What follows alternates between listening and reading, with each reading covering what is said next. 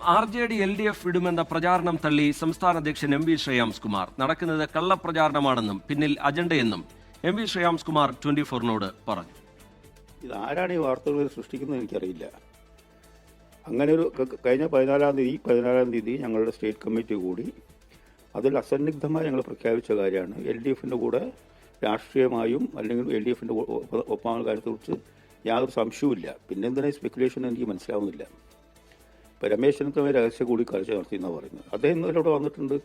അത് ആദ്യമായിട്ടല്ല, അച്ഛനുള്ള കാലം മുതലേ അദ്ദേഹം കോഴിക്കോട് വരുമ്പോൾ ഇവിടെ വരാറുണ്ട്. രഹസ്യ ചർച്ച നടത്തേണ്ട ഒരു വീടല്ല അത്, കാരണം ഇതൊരു പബ്ലിക് ഹൗസാണ്.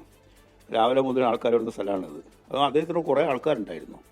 അദ്ദേഹം വന്ന് ഭക്ഷണം കഴിച്ചു, ഞങ്ങൾ പിരിഞ്ഞു. ഈ വ്യക്തി സൗഹൃദവും രാഷ്ട്രീയം തമ്മിൽ രണ്ട് കാര്യങ്ങളാണ്. MV ശ്രേയാംസ് കുമാർ വളരെ കൃത്യമായി പറഞ്ഞു കഴിഞ്ഞു.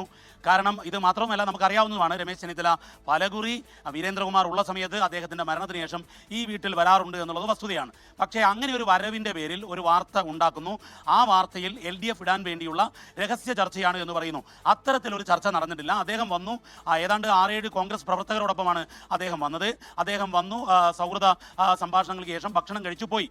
ഇതിനെയാണ് LDF ഇടാൻ വേണ്ടിയുള്ള UDFിലേക്ക് ചേക്കാറാനുള്ള രഹസ്യ ചർച്ചയായി വ്യാഖ്യാനിക്കപ്പെട്ടത്.